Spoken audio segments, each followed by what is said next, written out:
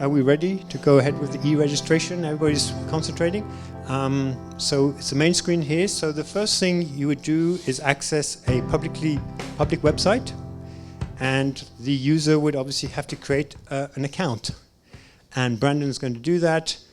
Typical, you put your name, you put your email address, you put a password, and then we move on to the next screen is where you put your personal details, obviously your name, second name.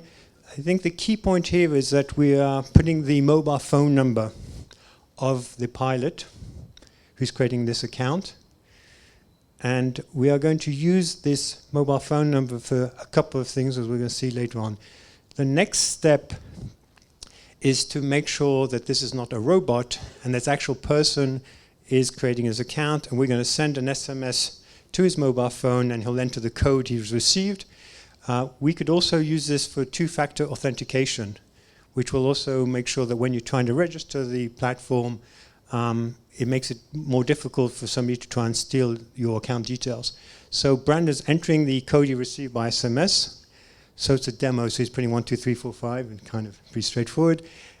He's now entering his address. There's obviously that if Brandon does something which he wasn't supposed to do, we can actually find him and tell him that he was not supposed to fly in that airspace. So kind of classic. The next one is interesting, is where we want to make sure that Brandon is Brandon. So he's going to have to give us some identification.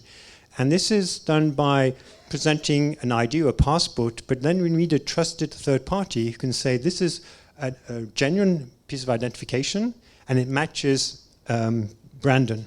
This is done for e-banking, and this is kind of happening more and more, but this is clearly something you'd have to integrate in the registration process, making sure that Brandon is Brandon, and that we know that Brandon lives at the address. So that's what happens at this stage, and this information is obviously stored in the registry of part of the global system. The next step is, you can imagine, to operate certain kinds of drones in certain kinds of airspace, you need a license, drone license. Not the case, I think, in Switzerland. Some countries maybe there are drone licenses, but you would enter that detail. So what kind of license do you have, and the validity of that license, when was it issued, etc. So classical, like a normal pilot's license, that information would be added to the registry. So you could check, is Brandon allowed to fly this kind of drone in this airspace by checking his identity, the drone identity, but also his credentials as a pilot. So he's done that. Next thing is, we talked about the business case. Now clearly, who's going to pay for this? Is this going to be a public service? Which case, taxpayers' money is going to fund this, or are you going to get the users to pay for this service? Or are you going to have a model where some services are free, and you want people to use them because you want to make it safer, and other services people are quite happy to pay a premium for because they want to get access to specific airspace, and they understand that they need to pay for the services which makes that possible. So here credit card details would be entered, like any online e-commerce. So that wasn't your real credit card number. Now this is the magic. This is, once he's gone through that process, he will get an identification number. This number is issued by the authority, which is competent to give Brandon his unique identification. And this is, in this case, would be the Swiss Federal Office of Civil Aviation. And this is the number which would be recognized, and any authority could contact the Swiss authority saying, do you know who is the owner, who is the pilot behind this number? And the same thing would happen when he wants to register a drone. So here we have all the details, but then we want to make Brandon responsible and accountable. And to be able to find out what Brandon's doing, we need to know which drones he is operating. So he's going to here create an account. Well, he has the account. He's now going to add a drone. So here we have a list of predefined drones. All this information would be provided by the manufacturers. Obviously, he's going to choose Sensefly, which is the world leader in fixed-wing drones.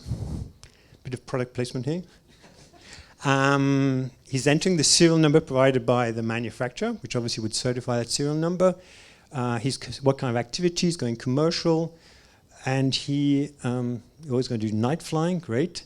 He's now going to add that to his list of drones. And so this information generates this unique code for that drone.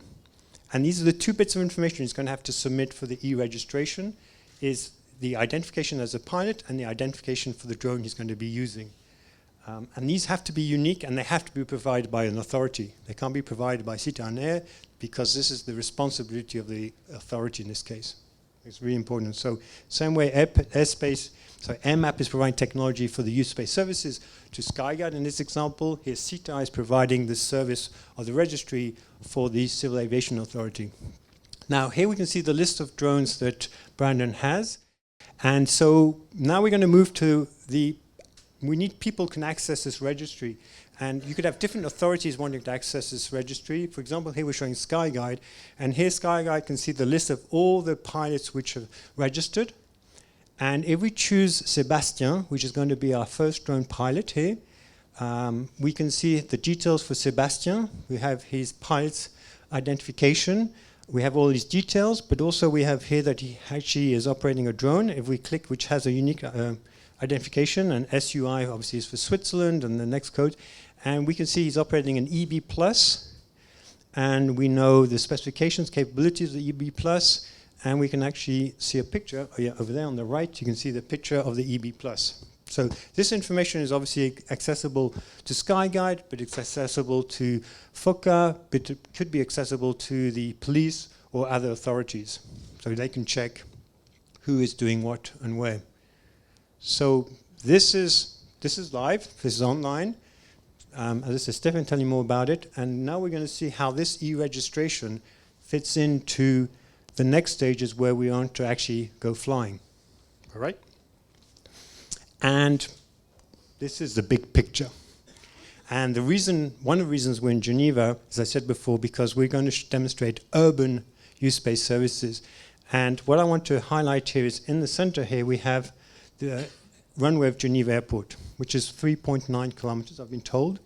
And current regulation says you can't fly within 5 kilometers of the runway without an approval. So that is symbolized by the yellow kind of shape. The other interesting thing in Switzerland is that we have a border with France, in Geneva. Well, we have Switzerland, but Geneva is pretty. And that's why in the green, it's the controlled traffic region, which is all the aircraft coming into Geneva Airport, go through this area, and any aircraft wants to fly in this area needs to have the approval from the tower. But drones are tolerated up to 150 meters, 500 feet. So within the CTR, a drone can fly, but it must not exceed 150 meters. And now because we have the border, if a drone wants to go and fly in France, it's going to have to deal with the French authorities, which is part of the issue. You know, obviously in Geneva, you can imagine people want to cross the borders. That's why we need a global system and needs to be interoperable, so they could be to hand over a drone which is trying to maybe move a parcel from one part of the town to the neighboring town of Annemasse. There's other also here, we'll see maybe later, there's another regional airport in Annemasse. So that's the big picture. And this is but also very important, this screen is what Brandon sees.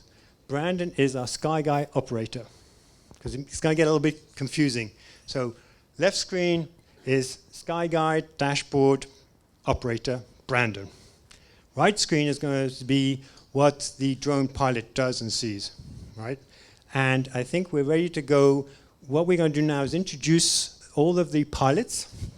And I believe we have a camera outside on the right screen. Let's see if this works. And we should see Sébastien. So Sébastien is actually not outside. He's in the Parc Lagrange, which is about 1 kilometer from here. And he's operating the EB+. So that's Sébastien. Maybe Sébastien can wave to us to show that this is live. I don't know if he can hear me. But that's going to be the first flight. I want to quickly show the other two pilots. So the next one is going to be Benjamin, who's flying the Albris. Here's Benjamin. Say hi. You can hear me. And he's flying a different kind of drone. I'll cover what he's going to be doing with his drone. And the third pilot is Beat. And Beat is flying Intel Aero. And he's waving to us in the back. So they're the three pilots who are going to do the different demonstrations. And then we have the other three pilots I mentioned earlier from Airshoot. I don't know if we can see any of the Airshoot pilots who are actually going to be filming the pilots and the drones in air. So I'm telling you, we're trying to make it really, really sophisticated. So I think Sébastien, I think he can hear me. So Sébastien is going to, the first thing as part of use space services, he has to sort of define his flight plan. And on the right screen now, we're going to see the ground control station for Sébastien. And the information that he needs to create and share with Brandon from SkyGuide is obviously, it's kind of 3 bits of information: where he wants to fly, how high he wants to fly, and when he wants to fly. And he's now going to create a flight plan, and the part of U-Space Services is creating that flight plan and then sending that flight plan to SkyGuide to get approval. He's going to, the mission is to go and inspect the future construction site of the harbor. The harbor out here, outside here, is going to be doubled, and it's going to be a new harbor further away, and it's going to be extended this way. This is going to take 3 years, and the potential impact on the environment is pretty high. They're going to put barges, they're going to have tents to make sure any sediment does not go outside the construction site, affects the environment, and therefore it makes sense to use a drone, A, to be transparent to the population and what's happening, and to making sure there's no impact on the environment during the construction site. So if you look at the flight plan he's submitting, it's pretty big. That's why he's using a fixed-wing drone. I think it's going to last about 20 minutes. But he wants to fly within 5 kilometers of Geneva Airport runway. So he needs to get approval. And this is what is going to happen. And this is, I think, a very important thing is, Sébastien is using the standard SenseFly ground control station. He is not having to run another software to do U-Space Services. It's fully integrated into his dashboard. So you can see the flight plans being prepared. He says when he's going to be flying. He's now logging into, well, he has already logged into the U-Space Services. That's been seamless. He's therefore connected to SkyGuide. Brandon can now see the area in which Sébastien wants to fly. Little icon here is showing Sébastien's takeoff position. It's in yellow because he hasn't yet approved it. And we now can move to the flight plan screen. And we can see Sébastien's flight plan being submitted, is pending. Brandon, so the SkyGuide operator, can check that everything is okay. He can see the area, the altitude, and he can then decide to approve this flight plan. Now, we're doing this manually, but this could be done semi-automatically or fully automatically. But just for the sake of the demonstration, we're doing it manually. So he's now approved this flight plan. This information is then sent back to Sébastien, and Sébastien needs 3 greens, I like to say, before he can take off. The first one is he needs to submit his identification, the pilot's identification and the drone identification. So that was submitted to the SkyGuide platform, which checked it with the registry, make sure they were valid IDs. He got the approval for that. He's got the approval for the flight plan. And the third approval, or checkbox if you want, is that the telemetry, the information of Sébastien's drone, is being sent to the U-Space dashboard of SkyGuide, and Brandon can share information he has back to Sébastien. We'll see that later on. So that kind of third little tick says that there's communication between the U-Space Services and the drone pilot's ground control station. So he's now clear to take off, and what we'll see here, now this has gone green on this screen here, just to compare. So we have the icon which shows the current position, so it's live tracking. The area in which he's going to fly has gone green, so that means this is approved. So Brandon can immediately see that this drone is authorized to fly in this area. And anybody else who can access the screen would know this is not a rogue drone. This is a fully authorized, or approved, mission. And you have full accountability of what he's doing, what altitude he's going to be flying. All the telemetry is available.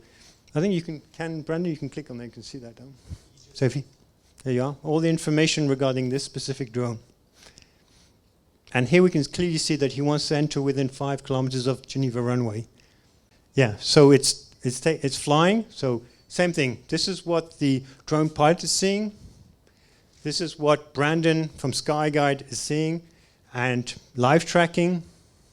He can see exactly what kind of drone it is, fixed wing, position, and he can sort of monitor that activity. Now, we're going to make it a little bit more complicated now. We're going to add a second drone to our live demonstration. Also, here we have an aerial shot, I think you saw that, of the EB flying over Parc Lagrange. It's going to be heading over this area, so if you're lucky, you may see it, but it's far away. So the second mission, we imagine, this is Albris from Sensefly, and we have Benjamin as a pilot. He is going to prepare a flight plan where he will go and inspect the historical flagpole, which is behind us. This is, I don't know, over 100 years old. It needs to be moved because of the construction site, but it can't be inspected manually because it's very delicate. So the scenario we have is you send a drone to go and see in what condition it is before you dismantle the flagpole.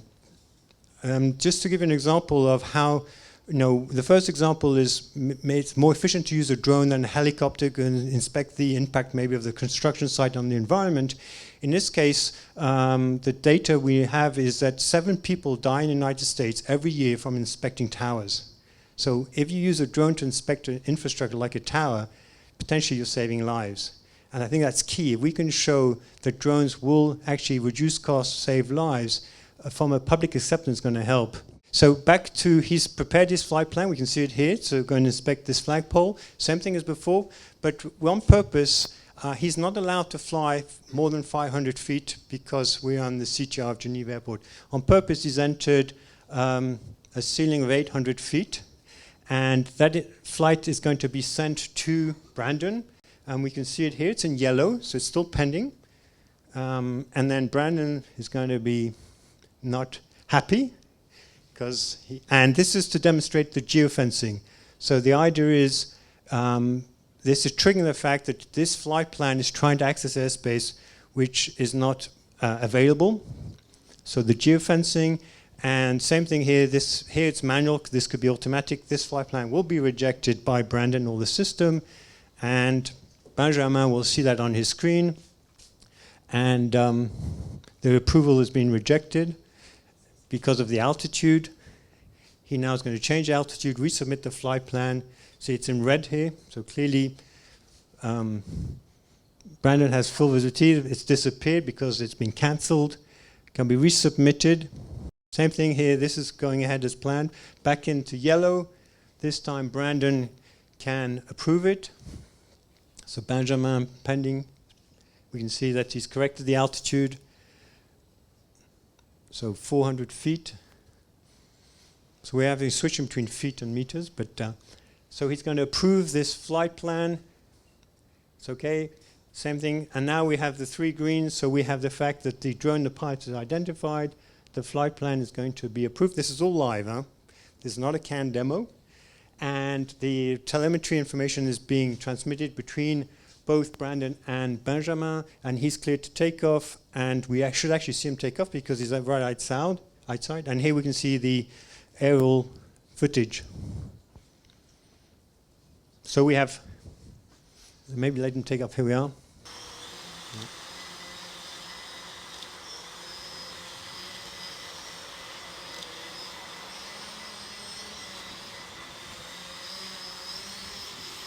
Okay, you can see, maybe look out the window. And I think key point here is Brandon has full situational awareness. You can see the eBrief from Sébastien, the Albris from Benjamin. He knows which areas they're flying in. He knows their current position. He's got all the telemetry information. And this is full integration and pretty seamless from both the pilot's perspective and from the operator's perspective, the SkyGuide operators. Now we're going to add one level of complexity. We're going to put a 3rd drone into this airspace. But what we want to demonstrate here is a different supplier. So different drone, but maybe more importantly, a different ground control station software. And this is going to be Beat. And Beat is outside. And can Beat wave to us? We saw him before. Beat is flying the Intel Aero drone, which is using the PX4 autopilot and ground control station. And little scenario here, which we just came up with, is he's going to fly over the harbor here. This harbor is actually going to double in size. It's going to have about 1,000 boats. And the Secretary General of the Yacht Club, which is hosting us today, would be very interested in knowing how many spare spaces there are in the port. And right now I'd have to send somebody to check. And you can imagine you send a drone out every day. It'd fly over the area. It could count how many boats in the harbor. It could tell you which places are free. Right now, it kind of takes time. It's not done maybe systematically. And as a harbor is going to double in size, it's going to be a very, very useful tool for him. What we want to show here is a different kind of interface. So he's submitted his flight plan. He's requested the approval. We can now see that appear on the screen yellow. So it hasn't been yet approved by Brandon. Brandon will now show that the flight plan appears on his list. We have Beat here, pending. He can check what Beat wants to do. Is the altitude okay? Fine. Area he wants to fly in is okay. So Brandon can approve that flight. So as you see, different user interface, different solution, but it's all working, interoperable. So he's now going to, he's got his flight approved, he can now start the mission and he will take off and go and count how many boats are in the harbor and have they all paid their bill. So a good way to collect more money for the yacht club. Now,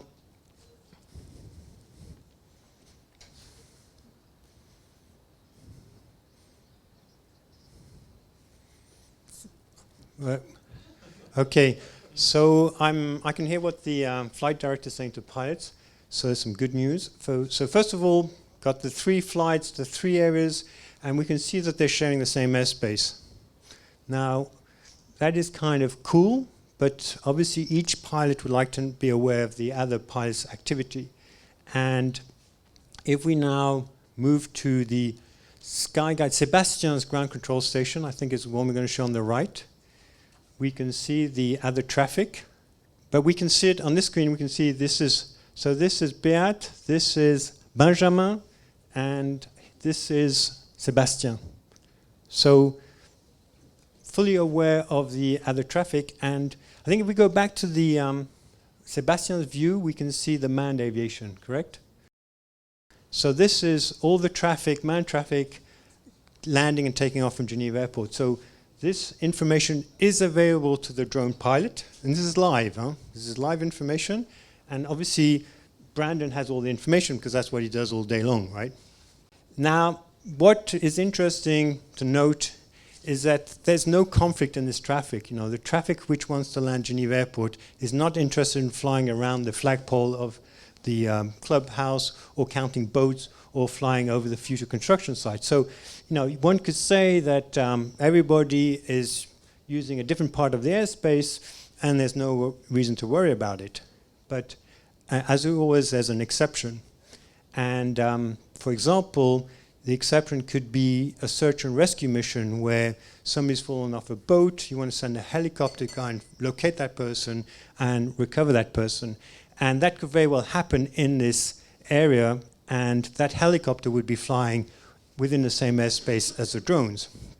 And what we want to demonstrate now is what is called dynamic geofencing. So Brandon from SkyGuide has got the request from the search and rescue mission to close a specific part of the airspace, and he's going to draw this on his dashboard. Pretty straightforward. Obviously on purpose he's going to do it where we've got our 3 drones flying right now. He's going to give the reason the airspace is going to be closed. And this information will be published and pushed out to all the drone pilots concerned. Right, and this is happening live, dynamic, and the drone operator doesn't have to do anything. He doesn't have to sort of check with Brandon, am I still okay to fly in this area? He's going to be told, and so the area's been defined, it's being published, and it should be appearing. Okay, this is the area which has been published, and the same area is appearing on Beat's dashboard. So Beat has the information that this airspace is closed for drone activities. He needs to terminate his flight, and all pilots have got the information that need to board their flights and return back to base. So we can see that everybody's doing that, and we'll see all the drones will start to come back to base. And Brandon can also, as an extra measure, send an SMS to all the drone pilots on their mobile phone. And same thing, send a search and rescue message, send it to all pilots. And I can hear the pilots, when they receive the SMS, they'll confirm to me they've received it. And so we can now see that the drones are coming back. Here's the first one. And as they come back, Brandon will be fully aware that the missions have been terminated. He can see the drones coming back. He can see the area being released by that drone operator. I think when we see that, but so one drone has landed. I think maybe both drones outside. Okay, here's the other one coming down. Okay, we only have 2 flight plans still active. Okay, so I'm hearing the pilots have received the SMS. Obviously, Sebastian has a bit of further distance to get back. There's a bit of a delay. While they do that, just summarize what we've seen. So we've seen the e-registration and the e-identification. That's kind of key. Without that information, there's no way you can do these other services. Because if you can't identify somebody, you can't track him, and you can't do something about it. The other thing we saw is the geofencing. When somebody was trying to submit a flight plan and wanted to access an area which is not accessible, he got the information that that could not be done. The other thing we saw is obviously the live tracking. We also saw the data exchange between both pilots, drone pilots, and also SkyGuide operator.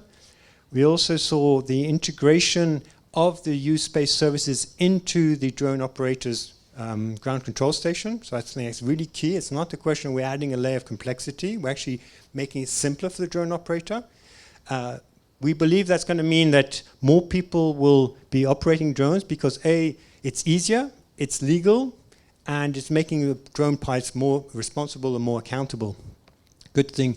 It's also going to help with protecting the citizens, because with such a tool, we'll be able to identify which drones are collaborating, which drones are not collaborating, and which are potentially rogue drones and potential threats. So the authorities can then have a quick view of that drone is there for a reason, it's performing illegal operations where this other drone should not be there, and we need to do something about it. So I think the U-Space service is going to be as much to develop the drone economy as to protect citizens from the risks that drones present.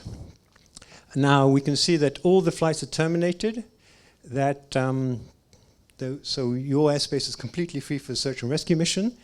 And I think we also demonstrate that how the U-Space services are completely integrated in the procedures of the traditional air traffic management services. So I think that concludes. I'm just going to check if we covered everything. Yeah, we're going to congratulate the whole team. Pretty amazing. Yeah. I think everything worked, huh? Yeah.